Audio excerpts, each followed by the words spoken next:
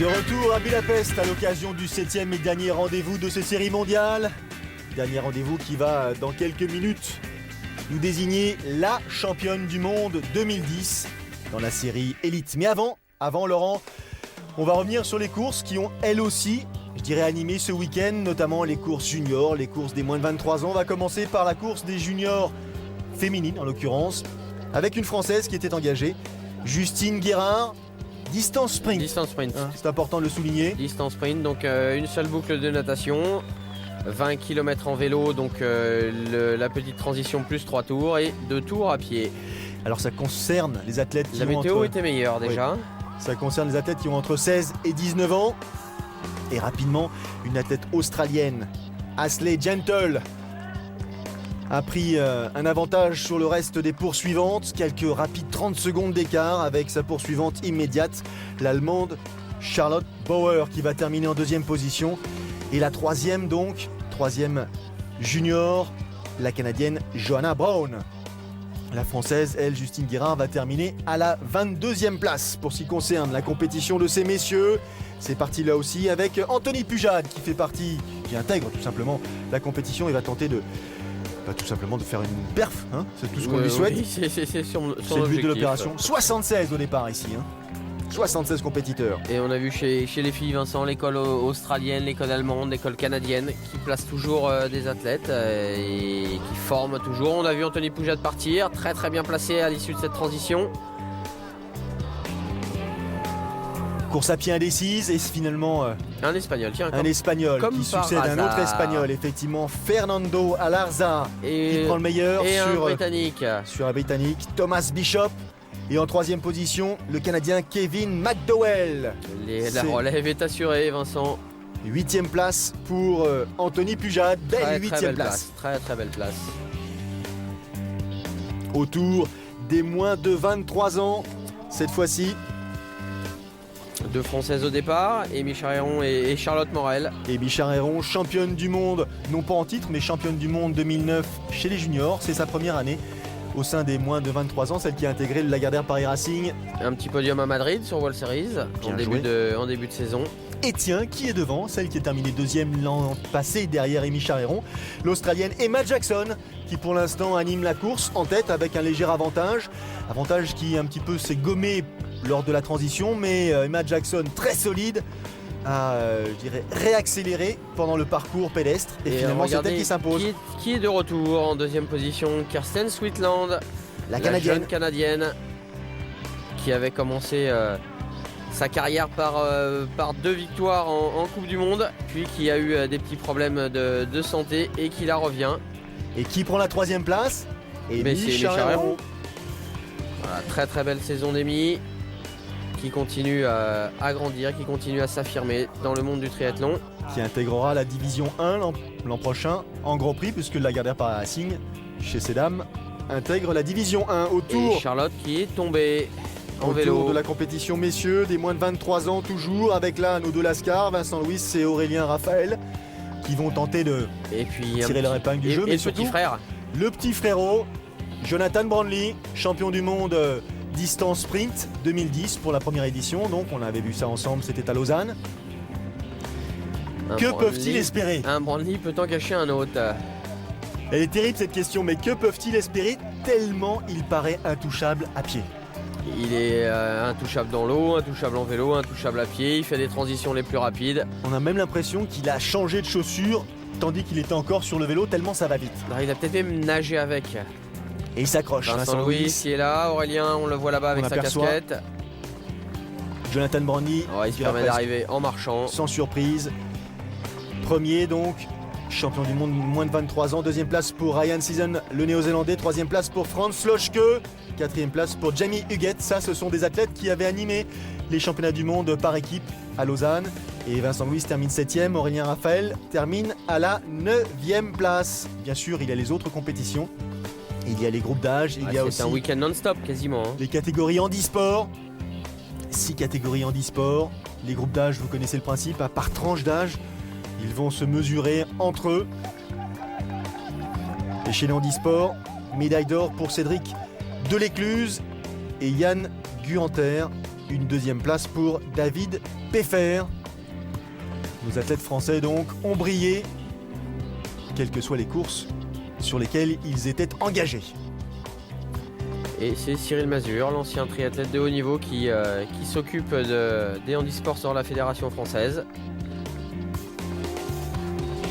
En tout cas, il intervient en leur donnant les conseils que sa carrière lui permette de donner. Le sourire sur ses visages. Athlète aveugle en compagnie de son guide. En tout cas, la météo n'a pas été sympa sur ce week-end. À part les juniors filles, le reste des compétitions ont été marquées par les intempéries. Les voici les groupes d'âge dont on parlait un peu plus tôt. 2800, je vous dis des bêtises, 2800 inscrits, 2800 partants qui vont donc tout au long du week-end enchaîner les départs. Les premiers avaient lieu aux alentours de 6h du matin. Les conditions de course champêtres. Oh là là, c'est le moins qu'on puisse dire. Champêtre. Mais bon, là aussi les Français ont tiré leur épingle du jeu. Deuxième place pour Julien Leroy dans la catégorie des 25-29, ce qui n'est pas tout à fait l'image que l'on voit à l'antenne. Troisième place pour Pascal Aubrio dans la catégorie 55-59. La preuve aussi qu'il n'y a pas que l'élite chez nos représentants capables d'animer les podiums des séries mondiales, des Coupes du Monde. Il y a aussi nos représentants dans les catégories amateurs qui prennent plaisir et qui défendent avec fierté les couleurs nationales. Et tout le monde n'est pas affûté. C'est le principe du triathlon où tout le monde peut venir faire cette course sur le même parcours que l'élite, partager les mêmes émotions. C'est le principe même de ce sport. La voici, la deuxième course principale de ce week-end. 7e rendez-vous de la saison des séries mondiales ici à Budapest. Elle est pour l'instant leader au classement général féminin, championne du monde en titre, l'Australienne Emma Moffat. Elle ne compte qu'une 50aine de points, 52 points d'avance sur la seconde, Andrea Hewitt. Donc comme chez ces messieurs, je dirais presque a fortiori, on va assister à une course incertaine de bout en bout.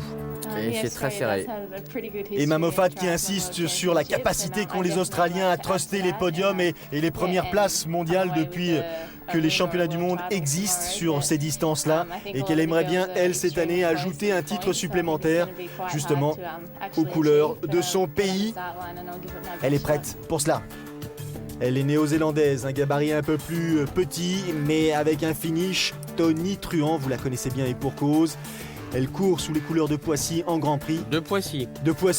Vous m'avez fait peur. De Beauvais, excusez-moi. Vous m'avez fait peur. De Beauvais, Andrea Hewitt. Deuxième au classement général, provisoire. Elle peut finir sur la plus haute marche. Elle est très régulière, même si elle ne compte pas de victoire cette année. Elle espère compter sur sa fin de saison meilleure que ce qu'elle a pu effectivement proposer en début d'année. De toute façon, elle n'a pas le choix. Il va falloir qu'elle donne tout pour monter sur la plus haute marche, tenter sans doute de contrer les velléités d'Emma Moffat. Mais ne pas oublier non plus qu'en plus d'Emma Moffat, il y a Lisa Norden, Hélène Jenkins, ou Nicolas Spirig. Justement, Lisa Norden, la voici, la Suédoise. Troisième. Pour être champion du monde, il faut gagner et il ne faut pas que Moffat et Hewitt montent sur le podium. C'est la condition sine qua non pour ce qui concerne Spirig. Il faut une victoire bien sûr et il faut que toutes les autres, je dirais presque, terminent, allez pas à l'agonie mais parmi les dernières. Un peu comme Frodeno. Elle n'a aucune chance de remporter le titre mondial, la Canadienne Paula Finlay. En revanche, elle peut faire un trick, c'est-à-dire réaliser 3 victoires consécutives lors des compétitions auxquelles elle participe, puisqu'elle est restée sur 2 victoires à Kitzbühel et Londres. Elle peut réaliser la passe de 3. On va voir tout ça dans une poignée de secondes. Et oui, elle arrive, elle a un petit peu marqué la fin de saison de son empreinte. Paula Finlay, la jeune Canadienne qui est appelée, elle aussi, à briller sur le circuit international. Allez, c'est parti pour la compétition féminine, 1500 mètres. Conditions qui se sont améliorées, il semblerait, avec quelques éclaircies. Et pour l'instant, ça importe peu. Mais la route n'est toujours pas sèche. c'est tout le problème. Spectateurs venus, spectateurs qui ont été sans doute un petit peu refroidis, hein, c'est le moins que l'on puisse dire, par les conditions de course, par la température ambiante. C'est dommage parce que le spectacle que proposaient ces athlètes était vraiment de toute beauté, compte tenu encore une fois de toute l'intensité que va revêtir cet ultime rendez-vous de la saison des séries mondiales. On avait un doute, hein, souvenez-vous Laurent, lorsque les séries mondiales ont fait leur apparition l'an passé, on avait un doute sur leur capacité à nous offrir un spectacle rendez-vous après rendez-vous. On se posait la question justement de la légitimité de ce titre. Comme le disait Yann Frodeno tout à l'heure sur la course garçon, il voulait gagner la course pour ne pas être un champion du monde mathématique. Mais quand bien même le champion du monde ou la championne du monde n'aurait pas gagné de course, vu l'intensité des courses, les arrivées au sprint qu'on a pu vivre sur ces 2 dernières saisons, les séries mondiales nous prouvent qu'elles sont capables de réunir le plus haut niveau mondial dans toutes les courses. Sarah Haskins qui pour l'instant est en tête après ses premiers 750 mètres. On a vu Ellen Jenkins, la Britannique, championne du monde 2008 dans sa foulée. Carole Péon et Jessica Harrison dans cette course, Vincent, pour les couleurs françaises. Alors, comment se constitue l'avant de cette course? Sarah Haskins, Ellen Jenkins. Petit écart hein, déjà réalisé. Petit écart, Sarah Haskins qui met une grosse pression. Et là, s'ils ne font pas attention, la nageuse va rentrer en contact avec le bateau, heureusement il s'agit d'une perche effectivement qui permet à la caméra de venir au plus près des athlètes sans bien sûr les gêner dans leur progression. Et elle le sait, Sarah Haskins, elle est obligée de mettre une grosse pression dans l'eau, essayer de créer une cassure, puis de jouer sa chance en vélo. À pied ça va être un petit peu difficile, si elle veut marquer des points, elle est obligée de créer l'écart. Et elle a mis une grosse pression dans l'eau. Ça fait exploser un petit peu tout le peloton. Ellen Jenkins en 2e position. On va voir l'écart qui les sépare de la 3e, c'est ça qui est important. Laura Bennett, 8 secondes. Kate Roberts, Vicky Holland. Et toujours pas ni de Emma Moffat. Margit Vanek qui a gagné les championnats du monde d'aquathlon. Jessica Harrison en 11e position. Et où sont nos favorites? Mais regardez, la voici, Emma Moffat en 15e place. Les 20 premières Ce qui est en 25 secondes. C'est de voir l'écart qui les sépare, donc ses favorites entre elles. Nicolas Spirig n'est pas très loin derrière. À 30 secondes, il peut se passer des choses. Sarah Haskins, ça met une pression. Elle a elle va avoir des compagnons d'échappée qui peuvent servir. Laura Bennett a l'habitude de rouler. Ellen Jenkins aussi. Elles ont une très très belle carte à jouer. Et André Hewitt, où est-elle? On ne l'a pas vue, Vincent. Je ne l'ai pas vue en tout cas. Pas pour l'instant. Ouh là là, et mauvaise natation là. Emma Snowsill, où est-elle aussi? Elle est passée, Emma Snowsill, on l'a vu un peu plus tôt. Mais pour ce qui concerne André Hewitt, rien, pas de nouvelles. La néo-zélandaise, 2e au classement général provisoire, donc, avant d'entamer cette épreuve, n'est toujours Barbara pas Riberos, sortie de l'eau. Eh bien écoutez... Plus d'1 minute déjà de retard sur la tête de course. Ah là là, ça devient compliqué tout d'un coup pour ce qui concerne Andrea Hewitt. Elle n'a pas l'habitude de rater ses natations. Lisa Norden, elle est sortie aussi un petit peu éloignée de la tête de la compétition. Ouh là là, la natation ici à Budapest réserve des surprises, bonnes ou mauvaises, tout dépend effectivement des athlètes concernés. Barbara Riberos souffre aussi. Barbara Riberos qui est sortie à plus d'1 minute. Et Andrea Hewitt, la voilà, elle est là, oui. Regardez, elle ferme presque la course. Il reste, une dizaine d'athlètes derrière. Elle compte plus d'1 minute 30 de retard sur la tête de la compétition, Andrea Hewitt. Ah, ça va être compliqué pour Andrea, elle a raté sa natation. Surtout que devant, il y a Nicolas Spirig, la Suissesse, qui va tout faire à vélo pour dynamiter un peu le groupe. Essayer d'accentuer l'écart qui sépare la tête de la compétition féminine des pelotons qui vont tenter de faire le yo-yo et venir se raccrocher. Pour Andrea Hewitt, ça va être compliqué de gommer une 30. Elle aurait pu, si elle était sortie aux abords du temps de Nicolas Spirig ou Lisa Norden, c'est toujours des bonnes c'est toujours des athlètes qui roulent, donc elles auraient pu travailler ensemble, mais là elle sort quand même pas mal esselée. Hein. Annabelle Luxford, Jessica Harrison 11e. Ah, c'est étonnant. Alors devant, qu'est-ce qui se passe là? On voit Daniel Arif. On voit Vicky effectivement Holland, Ellen Sarah Haskins. Pardon. Avec, c'est une bonne nouvelle. Le revêtement qui est toujours aussi mauvais, mais il s'est un tout petit peu asséché. Attention à ce passage. Attention à ce passage. Là encore, la moquette est gorgée d'eau. En peloton comme ça, ça peut être parfois dangereux. 7 tours à effectuer. Et Masnocil, Daniel Dittmer. Et voilà, Lisa Norden qui est rentrée. Daniel Arif qui est là aussi. Le peloton, un peloton. Ça va être difficile, Vincent, pour Andrea. Barbara Riveros, regardez qui fait l'effort toute seule. Donc Andrea Hewitt ne doit pas être très très loin derrière, mais ça va être compliqué devant les favoris de son lancé. Et là, ça va être difficile de combler cet écart. La voici, Andrea Hewitt. Elle est obligée de rouler, elle n'a pas le choix. Mais elle va avoir peu de collaboration de la part des filles de ce groupe.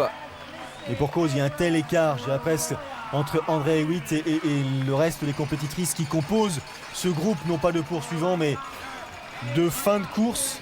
Et c'est là, encore une fois, toute la surprise de cette étape ici. La bagarre qui, normalement, attendait Emma Moffat, Andrea Hewitt, Lisa Norden. Et pour l'instant, pas tout à fait en train de se dessiner. Ah, c'est ça le triathlon, Vincent. Il suffit juste de rater la natation et la course est presque pliée. Un groupe en tête de la compétition féminine qui va rester dense jusqu'à l'ère de transition. Et derrière, comme on pouvait l'imaginer, Andrea Hewitt ne peut pas faire son retard. Et va attaquer la course à pied avec un écart important de plus d'une minute sans doute. Et devant, et on commence à se regarder. On commence à se regarder. On a vu le coup d'œil de Norden en direction de Spirig. Un petit brin de soleil pour nous réchauffer. Elles ont déchaussé. Elles s'apprêtent donc à entrer dans l'ère de transition. On a aperçu Jessica, Harrison, Carole Péon, les Françaises qui sont là. Carole Péon qui finit bien sa saison, Carole. Elle finit très très bien sa saison. Elle a fait une excellente prestation à Lausanne sur les championnats du monde sprint et sur la course par équipe. Nicolas Spirig qui a été régulière, elle, tout au long de la saison. Alors, coude à coude, Lisa Norden, Nicolas Spirig sur la gauche de l'écran. On a vu passer les Françaises de manière furtive. Voici Emma Moffat, l'Australienne, leader du classement général. L'Irlandaise, je vais y arriver, Morrison, qui était montée sur le podium. La 3e place, c'était à Hambourg. Et c'est Paula Finlay qui est parti aussi très très vite avec Debbie Tanner. Oula, regardez l'avion qui passe. Emma Snowsill, l'Australienne, elle a un peu raté sa transition. Oui, mais Emma Snowsill, elle est retrouvé capable. Un peu sa natation par contre, Vincent. On ne l'a pas signalé, mais elle est sortie avec Emma Moffat, qui était un petit peu son problème sur cette saison après sa blessure. Sa blessure à l'épaule qui l'avait pas mal handicapée. Et là, elle a retrouvé un niveau natation très très correct. Et vous la pointez du doigt, Vincent. Elle est en train de remonter sur la gauche du peloton là. Et elle est lancée à 100 à l'heure. La voici, Andrea Hewitt, la néo-zélandaise. Je pense qu'elle a dû faire 40 km contre la montre. Elle va être un tout petit peu, je dirais, fatiguée avant d'attaquer la course à pied, même si elle est capable de réaliser de belles performances. Là, elle a tout donné et surtout, elle a mené d'un bout à l'autre des 40 km à vélo parce que derrière, les relais, ils n'étaient pas capables de le prendre. Elles sont sans doute pas au niveau. Et avec Barbara Riberos, elles sont les deux grandes perdantes de cette finale des World Series. Et regardez, 1 minute 32, 1,32, c'est cuit. Ça va être très compliqué. Il n'y a pas beaucoup d'athlètes qui sont capables de gommer un tel écart. Peut-être que Emma Snowsill est la seule à pouvoir remonter un tel écart et sur encore une distance de 10 km. Peut-être pas pour gagner la course, mais en tout cas pour gagner beaucoup de place. Allez Andrea, faut pas se démotiver. Elle est obligée de partir à fond de toute façon. Aïe, elle doit être déçue. Et là, c'est la difficulté qu'elle rencontre, c'est rester concentrée, rester agressive en dépit de cette déception pour essayer d'aller chercher les points pour terminer. A priori, le podium est en train de lui échapper d'un point de vue du classement général et pourtant, il faut qu'elle continue à produire son effort. C'est important.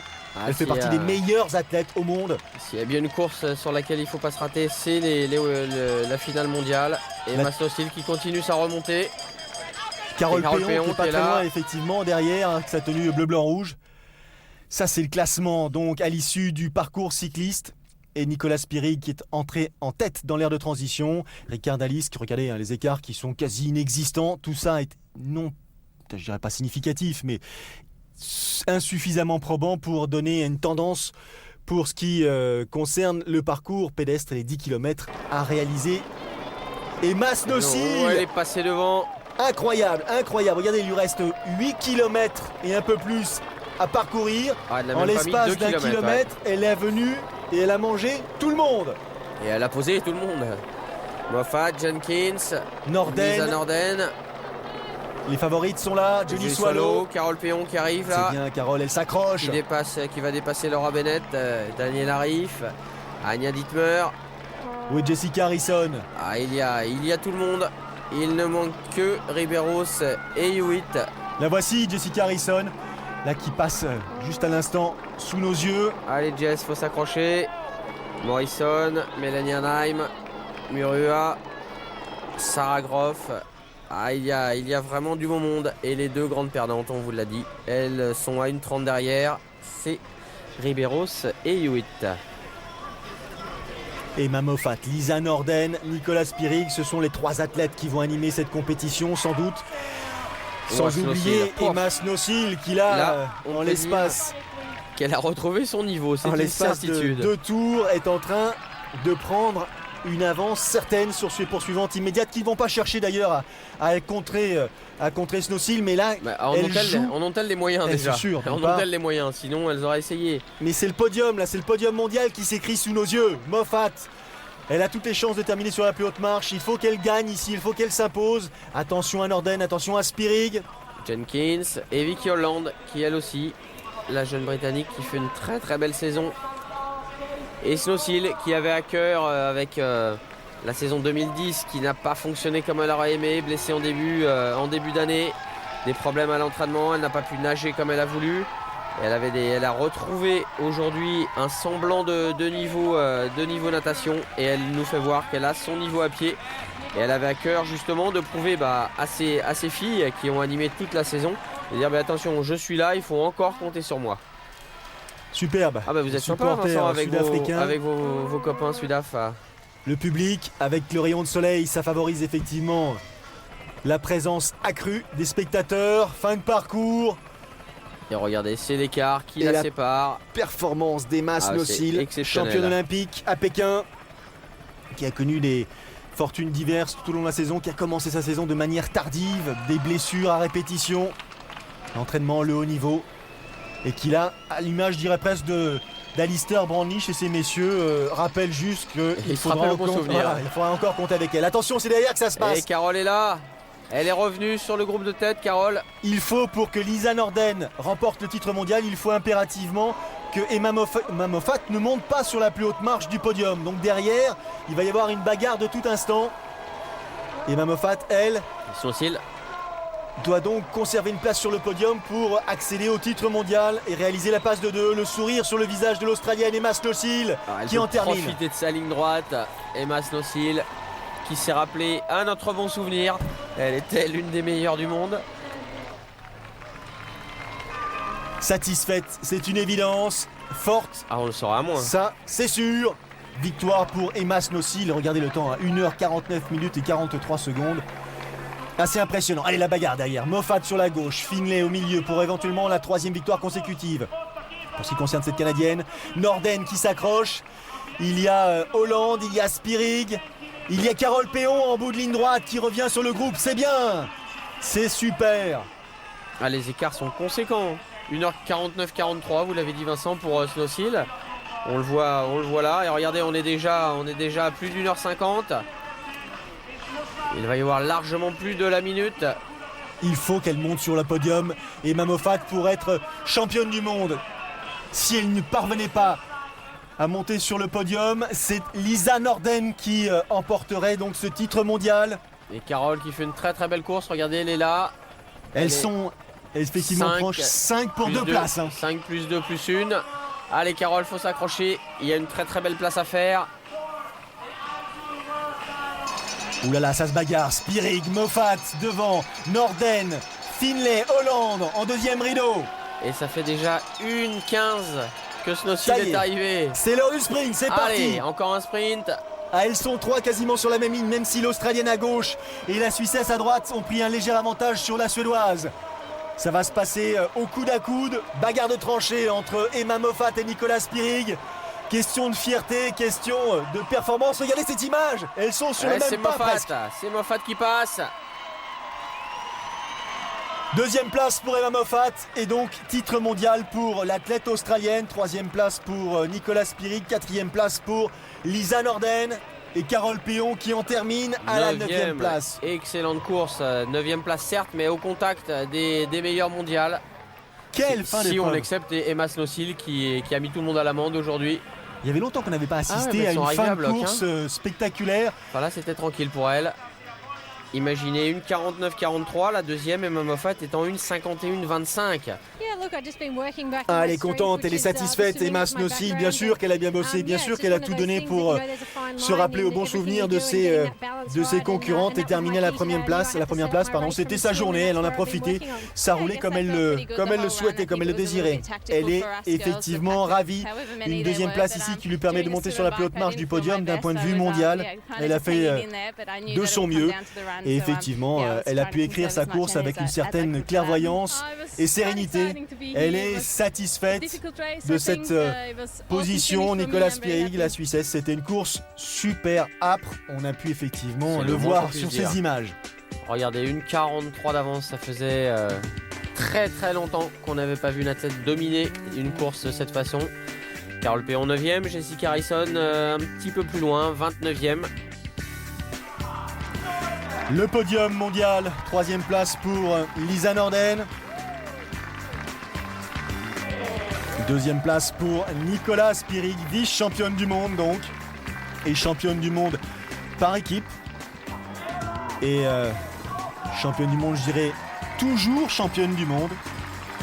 Après son titre en 2009, donc elle réédite sa performance en 2010. Et Andrea Hewitt qui doit être très déçue.